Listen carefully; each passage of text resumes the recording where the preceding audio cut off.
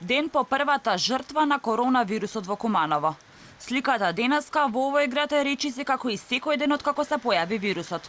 Автомобили на улиците, благ метеж во сообраќајот, но сепак значително е помал бројот на луѓето кои се на улиците.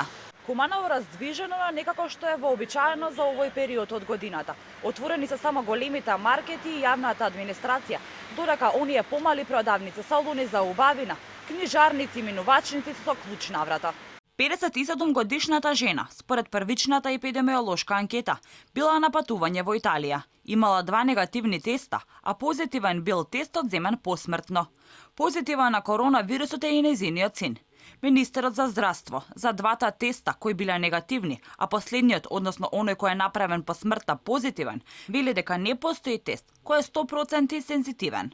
Вчера комунициравме со некои медиуми кои што објавија документ за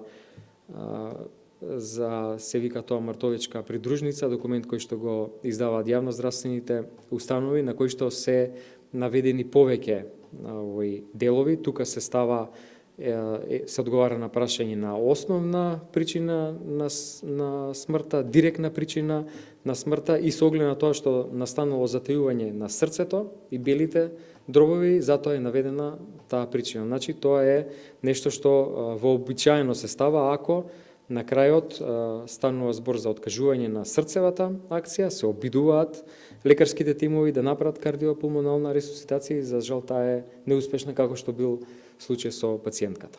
На социјалните мрежи се огласи и директорката на болницата во Куманово, која апелираше до медицинскиот персонал да останат приземни и на висина на задачата. Семејствата на сите позитивни ќе бидат во изолација. Апелирам до сите граѓани да не кријат контакти и патувања во странство. Ги загрозувате вашите најблиски, но и медицинскиот персонал. Разочарана сум од ниското чувство на одговорност кај сите кои мислат дека лесно ќе се справиме со болеста.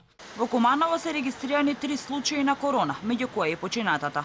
Градоначалникот пред камерата на Алфа побара продолжување на времетрењето на полицискиот час, но и затворање за влез и излез од Куманово. Апелирам да час поскоро го карантински го затворат Куманово, да го ограничиме влезот и излезот во градот со посебна контрола со воведување на полициски пунктови на сите влезови и излези во градот, каде што дополнително општината заедно со ХЕС ќе обезбеди дополнителни екипи на дезинфекција и исто така апелирам на зголемување на периодот на полицискиот час, што е и еден од денесните заклучоци на општинскиот кризен штаб. Најмалку да трае од 18 часот до 6 часот наутро. Иако неголемиот број на заболени со вирусот се од Скопје, Дебар, изненадувачка беше информацијата дека првата жртва е токму од Куманово.